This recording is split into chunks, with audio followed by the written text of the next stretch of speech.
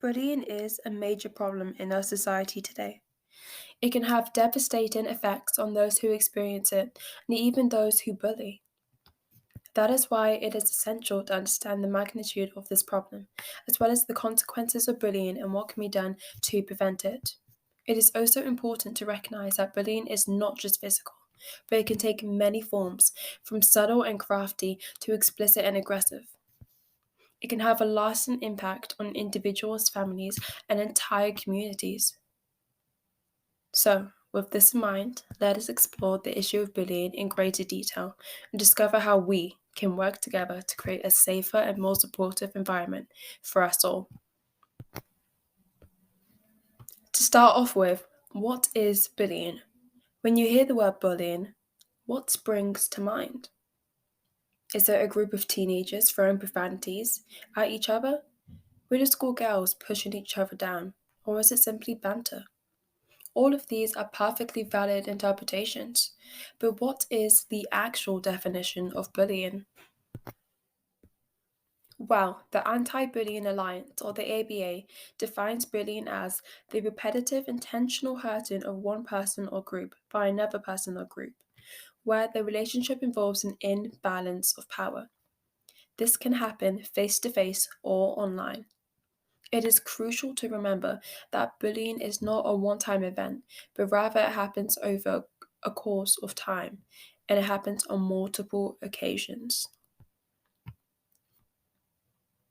So, what are the different types of bullying? Although physical is the most commonly associated with bullying, it is not the only one, and it is important to understand the other ones so that we can further educate ourselves on bullying. First off, we have cyber.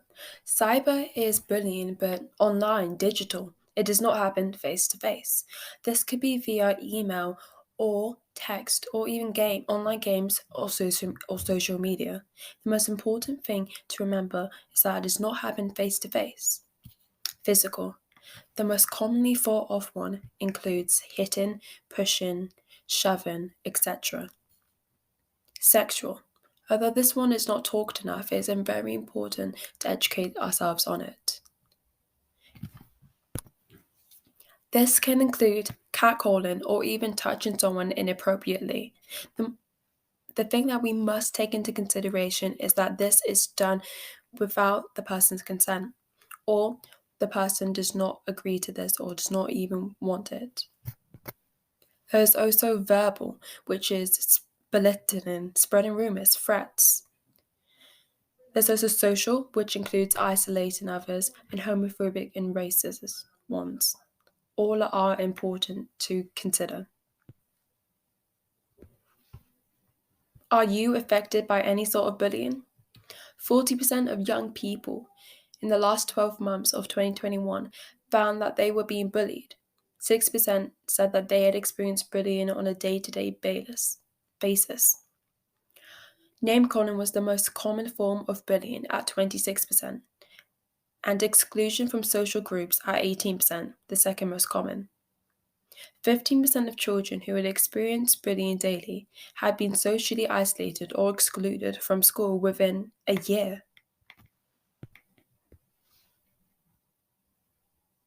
Victims of bullying can experience feelings ranging from depression, anxiety, and loneliness to low self-esteem and hatred. Although these signs are a lot more subtle, it is important to recognize the more overt ones. These include mood swings, withdrawal, frequent tears or anger, changes in eating habits, being unable to speak in class, exclusion, bruises, cuts, or any type of bodily harm. How it affects the victims. I've also affected bullies because although bullies are not exactly the victims, they are also affected by bullying. If a child is a victim of bullying, it can affect their concentration in school and can even lead to long-term physical and mental health problems. They are more likely to be in an unstable relationship, drop out of school, have feelings of shame, which can lead to feelings of anger and violence, sleeping problems, eating problems, substance and alcohol abuse, isolation, and poor physical health. Bullies also can suffer from long-term effects. Those who bully are more likely to have higher rates of depression and anxiety and are more likely to abuse drugs or alcohol. Bullying can also lead to a decrease in academic performance, and this could even lead to incarceration. The effects of bullying ripple beyond the bully and the victim. Bullying can have a negative effect on the social fabric of a community, creating a culture of fear, mistrust, and hostility. It can also cause students to feel isolated and excluded.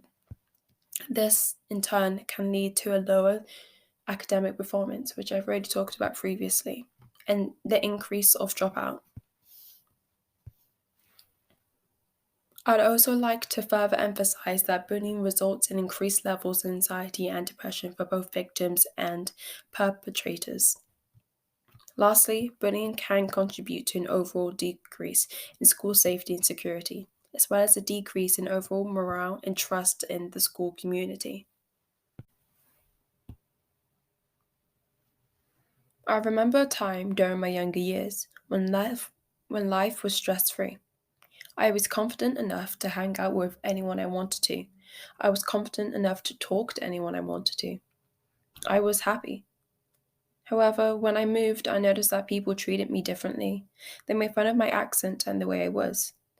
I transferred to different schools many times. I was treated so badly by my peers, and I was heartbroken. I wanted to go home. I felt trapped, and I did not know what to do. After a while, I realized that some people are just not worth your time, and you shouldn't let their words get to you. You are not their words. So, what can you do about bullying? Well, we are all responsible to respect everyone we meet. So, if you see bullying, do not ignore it. Don't be a bystander. That doesn't necessarily mean that you should try and stop the bullying all by yourself, but go talk to a teacher about it. Talk to others. Awareness is key. The less ignorant we are about bullying, the less likely it is for it to happen. Remember, bullying is bullying, no matter where it happens or who is doing the bullying, whether it be from a teacher to a student or even two friends, calling it banter. It's not banter, it's bullying. Support others. We have the ability to help others in need. We have the ability to help people in vulnerable situations. We have the ability to help our classmates, our friends. We all have the power to stop bullying together as a unit. That concludes the end of the presentation, and I'd just like to say thank you for listening on behalf of the Cultural Ambassadors.